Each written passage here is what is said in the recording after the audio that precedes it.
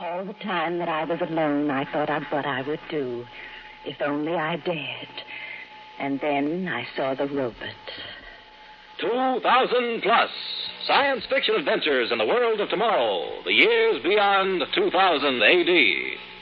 2000 plus presents The Robot Killer.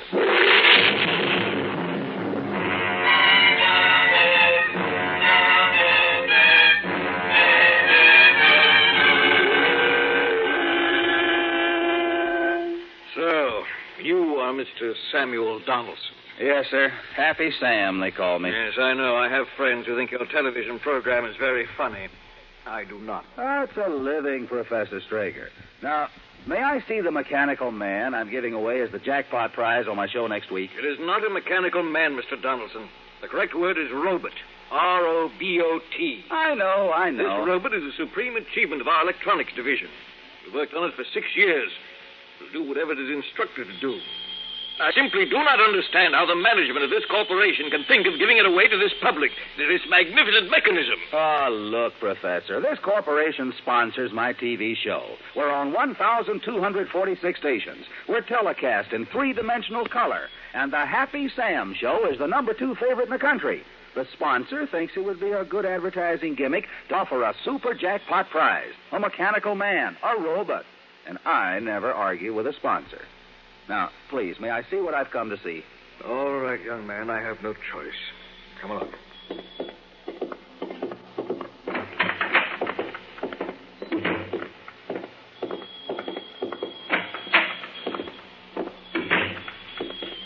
There it is.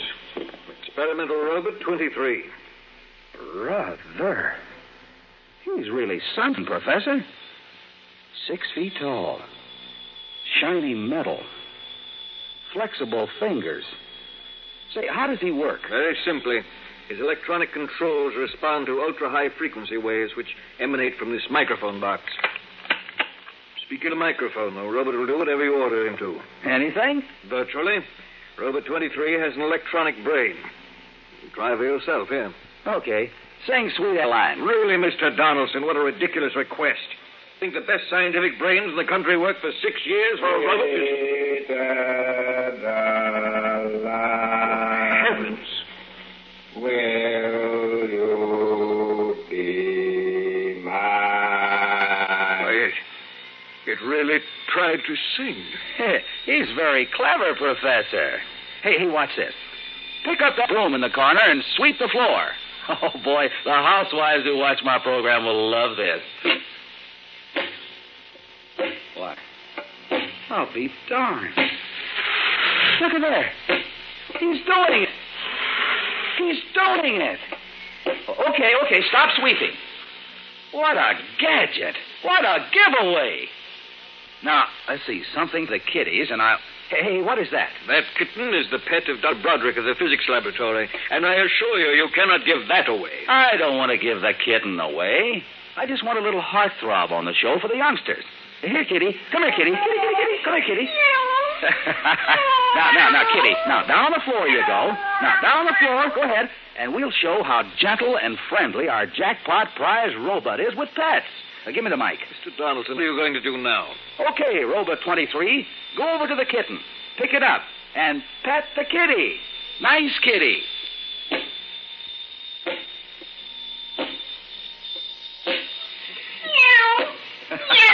Look at that. Isn't that sweet? Boy, what a camera shot on the air. Hey, what's he doing? Robot 23, drop the kitten. Drop the kitten. Drop kitten. Oh, poor Tabby. Why, he killed a kitten. Broke its neck. He tried to pet it, and he killed it. Well, you see what comes when fools play with science. No good will come of giving this robot away to the public. I warn you, no good will come of it.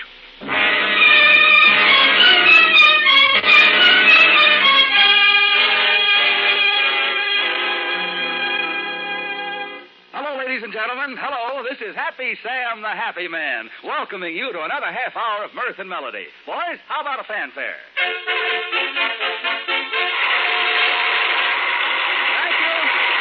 Thank you. much. Now, you know that every week for the past 4 weeks, our grand super jackpot has been growing and growing. At this moment, these are the sensational prizes in that jackpot. A free rocket plane trip for 2 to Paris, flying in the new 150-passenger luxury rocket cruiser at 60,000 feet, only 3 hours and 10 minutes from New York to Paris. A Kitty atomic-powered sports roadster, the automobile that never needs gas or oil. It runs almost forever. A Krylon man suit tailored to your measure. Krylon is the wonder fabric guaranteed to last 100 years. And with this suit, a special set of 14 different Krylon chemical colors. Dip that suit in the color you prefer. Wear it, then change the color with another rinse. The suit is always pressed, always perfect. 14 suits in one. A complete wardrobe on your back. And the one thing money cannot buy, more money. Yes, $10,000 cash. Now, those are our jackpot prizes. And now, tonight, we add one more prize. A prize so fantastic and wonderful, nothing like it has ever been offered to a lucky winner before. This prize is a supreme achievement of modern science. It is an entire retinue of servants in one amazing machine. It is a slave to your every command. And here it is, Michael, the Mechanical Man. A wonderful robot. Thank you very much. Thank you. And now to determine who wins this giant jackpot and who wins this mechanical marvel, Michael, the Mechanical Man, 1,000 slaves in one amazing machine. Now, as you know, ladies and gentlemen, each and every one of you millions of people watching this program on your visit screens are receiving this program via microwave. And now our computators are in action. They are channeling every microwave reception on this program. When the spinner disc stops, if your television set is on, if you're the lucky person, you win the jackpot. Wait. The computator has finished. The engineer signals that the spinner disc is slowing down. And we have a winner tonight. We picked up a set who had us tuned in. Our pretty model is walking across the stage with a name. Thank you, honey. And now, here it is, the name you've all been waiting to hear. 423 North Glencoe Boulevard in Martin Hills, New York. Apartment 5B. Mr. John Hanold. Mr. John Hanold.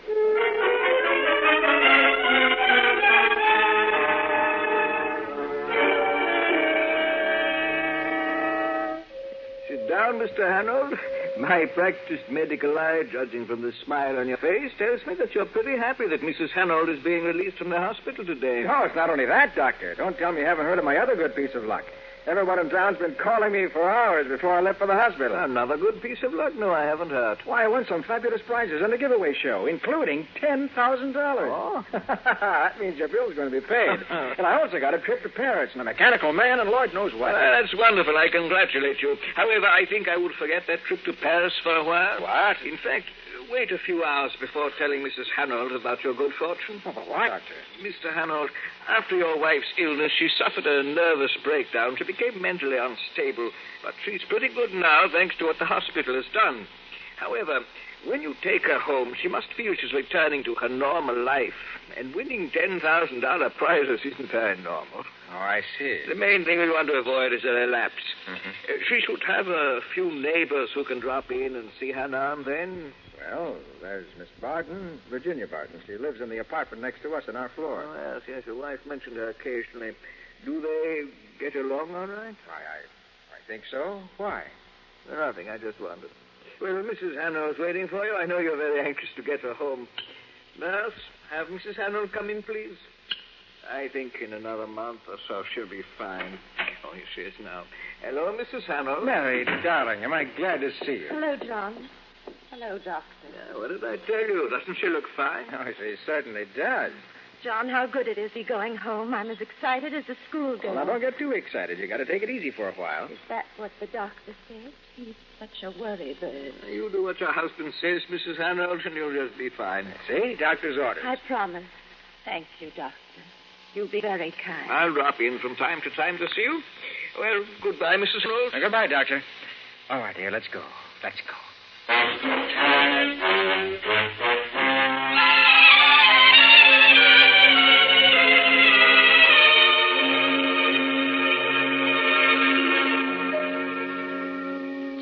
can hardly believe Well, it. the doctor told me to wait until you got home before telling you. $10,000. And the trip to Paris. Think of it. Oh, I hope we can take it in the summer during my vacation. And a mechanical lathe. John, where will we put it? Now, wait, honey. You're not supposed to get excited. Oh, my boy, who can help Oh, it? the crazy things they give away. Oh, I'll see who it is. Hello, John. Oh, hello, Virginia. Who is it, darling? Why, it's Virginia. Mary, I just had to come and tell you how wonderful it is. Your being back and those wonderful prizes. It was very nice of you to come in, Virginia. And thank you for the supper you prepared for my homecoming. I was delighted to, darling. When John asked me... John asked you to? Well, yes, he was so happy you were coming back. But John, doesn't Mary's being home call for a celebration? Can't we have a drink? Well, I don't know, Virginia. Mary's supposed to get rest. Still, well, I suppose one sip won't hurt. But I'll have to go out and get something, though. I'll be right back. Darling, when you get your prizes, I'll have cause to be jealous of you. Cigarette? No, thanks. Jealous? Why? Well, you'll have two men, John and the robot. Poor little me, a bachelor gal all alone. You know, I really think you ought to give me one of them. Which one would you like to have? Darling, what a silly question. The mechanical man, of course. He doesn't drop ashes on the rugs. He'll wash the dishes and put out the cat. He'll never argue. You're lying to me. Why, Mary, you're serious. What did you expect me to be? I don't understand. But I do. In the hospital, I began to understand a lot of things. I know the doctors thought something happened to my mind, but all that happened was that it became very clear, very sharp. And for the first time, I began to think clearly. Darling, I think this excitement's been too much for you. I shouldn't have come in. Because I was here? Is that why you shouldn't have come in? You're wrong, Mary. Everything you're thinking is wrong. John would come to the hospital only once a day. But he was working. Some days he wouldn't come at all. Mary, you know he has to go out of town on business once in a while. I know many things. I would lie in my hospital bed and the shadows would whisper to me. They would say, "Where is John now?" While you lie in an antiseptic bed in a hospital room that is as cold as a surgeon's knife, cutting your memories to pieces. You frighten me. Don't go. John will be back in a moment. I have a headache. I've got to go. But what will John say when you're not here?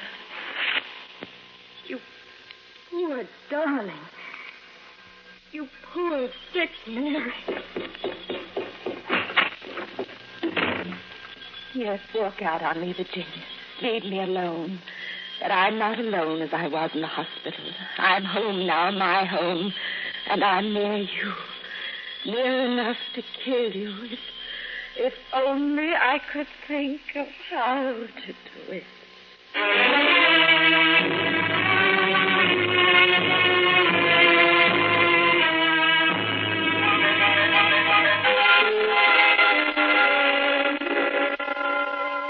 That robot's quite a guy, isn't he? He looks something like the Tin Woodman of Oz that I used to read about. Well, I doubt, though, that he can do any of the things they said on that program. Well, my guess is you'll have to sell him for junk or give him away to some kids. Well, let's see. The directions say, turn on the racket switch for power, and then just talk into the microphone. Use simple phrases and precise instructions. Well, what's I tell him to do? He's your boyfriend. Tell him to move the green chair about 2 feet back in the corner. Okay. Move green chair back 2 feet into corner. John, he's walking. That's the darndest thing I ever saw. Look. Why, you did it.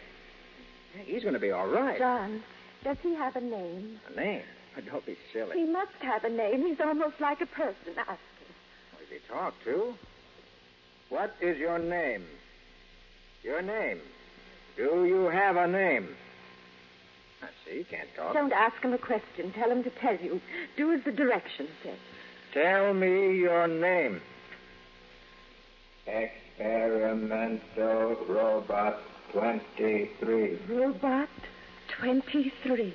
Kind of gives me the creeps. Oh, it's wonderful. Well, now what I do? You can't stand there staring at us. There's nothing for him to do around here. The poker, that steel poker in the fireplace. What about it? He looks so strong. Tell him to bend it. Bend it? Oh, Mary, that's solid steel. He's just a tin toy with electronic nerves. Please, John, tell him. But, honey, he'll probably get a short circuit or something, straining himself. Then we will have to junk him. Oh, all right. Bend poker there. Bend steel poker. I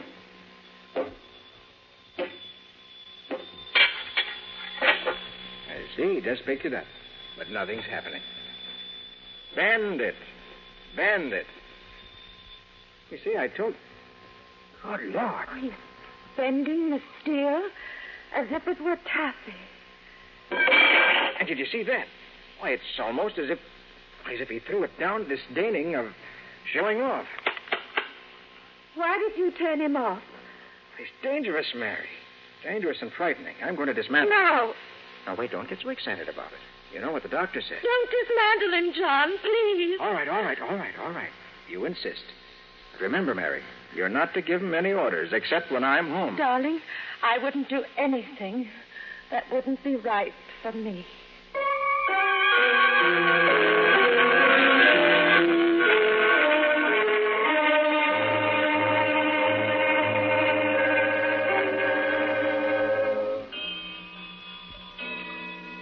2 o'clock.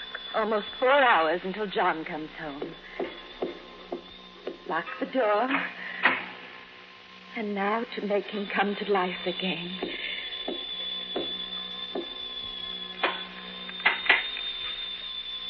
Speak to me. Say to me, hello, Mary. Hello, Mary. Hello, Robert 23. How nice of you to visit me. Every day you visit me.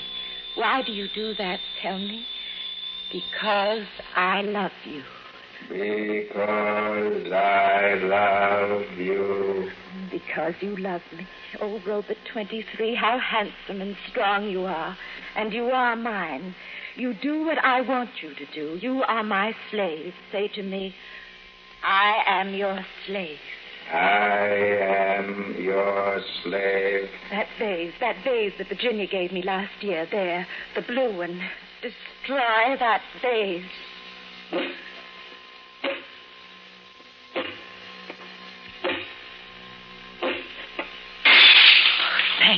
Thank you, Robert 23, very much. Of all the things in the world I have, you are the most wonderful.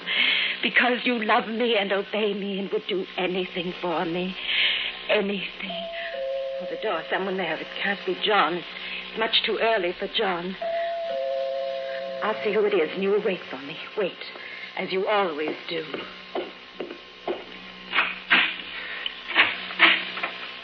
You. Hello, Mary. I'm sorry to disturb you. What do you want? This package was delivered to my door. Something you probably ordered by phone. It's marked 5D, but your name's on it. Should have said 5B. Yes, from the grocery. Oh, is that the mechanical man standing in the living room? That is Robert 23. Does he really work? He's awfully big and clumsy looking. He's come to visit me. He's mine. He doesn't love you. Doesn't love... Of course not, Mary. Of course not. I'm sorry to have disturbed you. Is there anything I can do for you? No, nothing. Go away.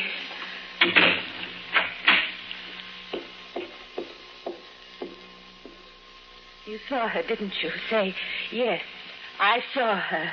Yes, I saw her. She's the one I hate. And John is the one I love. And you love me. Say, I love you. I love you.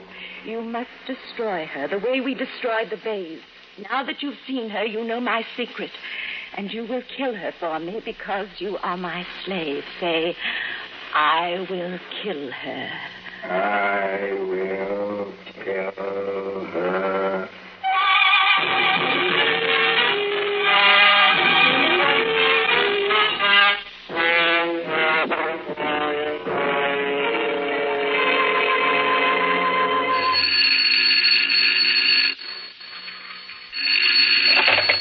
Hello? John, This is Virginia. Oh, hello, Virginia. This is a pleasant surprise. Why are you calling me? It's about Mary.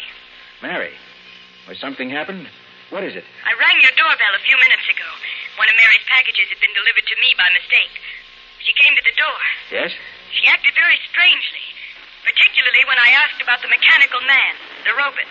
Well, what do you mean, Virginia? Strangely. She wouldn't let me come in and look at him. She said he didn't love me. What? She was in a strange mental state. John, are you sure she's all right? Virginia, listen, the robot wasn't moving or doing anything, was it? Not that I could notice. But Mary's attitude and her odd remarks. I knew I shouldn't have accepted that tin monster. Well, I'll get home as soon as I can, Virginia. Thanks for calling.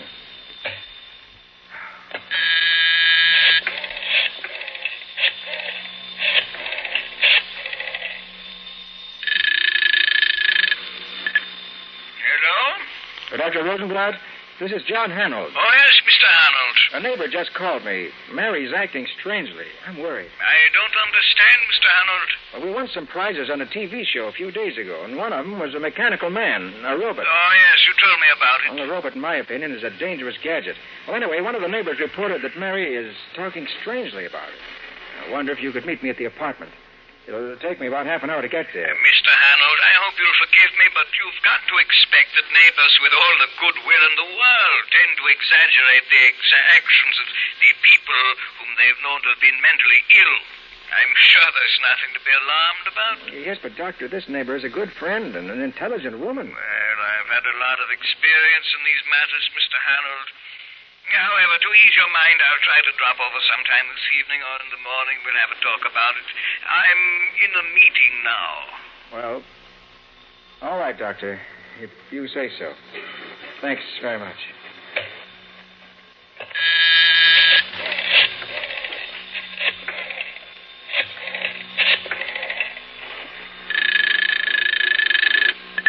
Hello? Oh, Virginia, this is John. Yes, John. I just spoke to the doctor. He thinks there's nothing to worry about, but, well, I wonder if you'd do me a great favor. Of course, John. What is it? I've got a few things here to clean up at the desk, so I can't get home right away. I wonder if you'd go in and stay with Mary until I get there. But, John, frankly, I'm a little frightened. Why, that's silly, Virginia. After all, what can happen?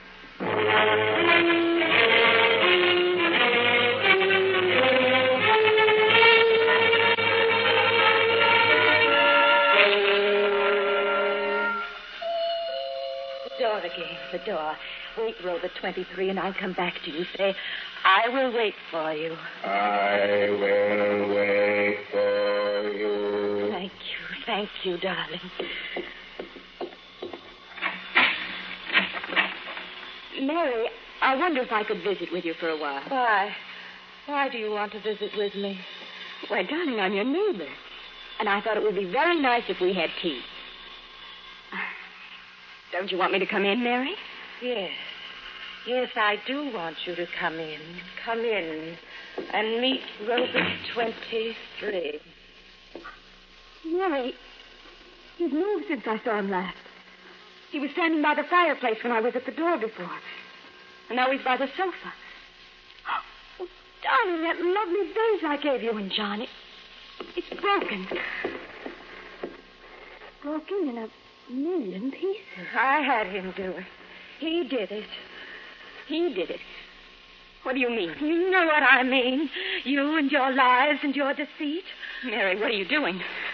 Why are you picking up that microphone? Robot 23 loves me as I love John. And you won't destroy my love. You won't. Robot 23, don't you kill her. Kill her. Mary. Mary. No. No.